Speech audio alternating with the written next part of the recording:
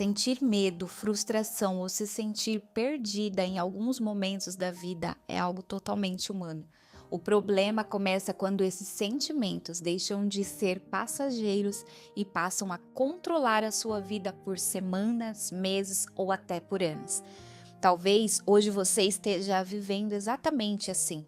Por fora, a rotina continua, você trabalha, conversa, sorri, posta fotos, resolve problemas, mas por dentro existe uma área paralisada na sua vida. Uma ferida que nunca cicatrizou completamente, um trauma que ainda prende você emocionalmente ao passado. E muitas pessoas vivem aqui sem perceber que não estão apenas cansadas, estão feridas. Existem dores que silenciosamente moldam comportamentos. Pessoas que desenvolvem medo de amar novamente porque foram traídas, pessoas que não conseguem confiar em ninguém porque já foram decepcionadas, pessoas que vivem se auto-sabotando porque acreditam que nunca serão suficientes e aos poucos aquilo que começou como uma dor se transforma em uma grande prisão emocional. Só que existe algo muito importante. Deus não quer apenas que você sobreviva à dor. Ele quer curar aquilo que a dor deixou dentro de você.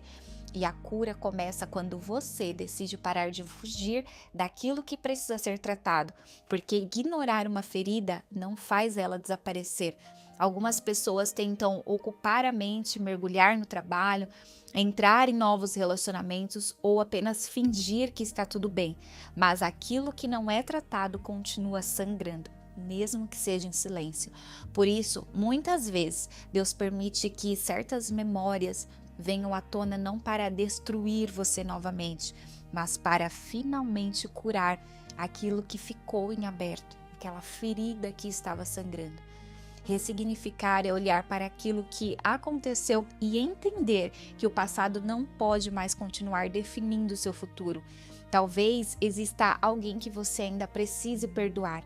Talvez exista uma conversa interna que você precisa mudar. Talvez o maior perdão que esteja faltando na sua vida seja o perdão para você mesma. E um dos exemplos mais fortes disso está na vida de Pedro.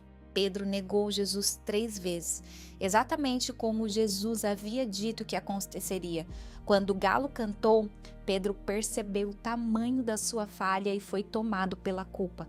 A vergonha estava consumindo a sua alma. Ele acreditava que tinha falhado de uma maneira irreversível, mas quando Jesus ressuscitou, ele não expôs Pedro diante de todos para humilhá-lo.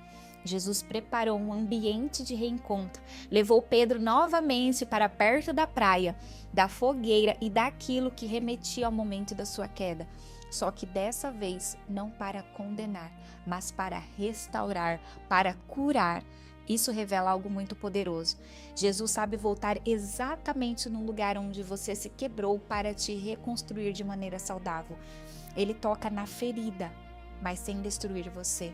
Ele confronta sem te abandonar e ele corrige sem deixar de te amar. Talvez hoje exista uma área da sua vida que ainda esteja presa naquele momento em que tudo deu errado, mas escute isso. O trauma não pode continuar definindo a mulher que você vai se tornar daqui para frente.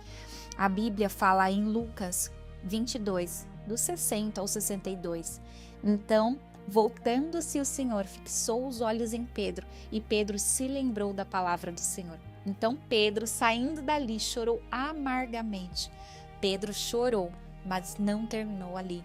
E a sua história, de você que está me assistindo hoje, também não precisa terminar no lugar da sua dor.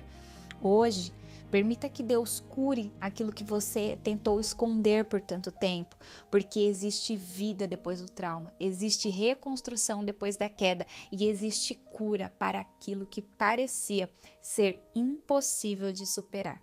Fique com essa palavra, que o Senhor abençoe o seu dia e até amanhã.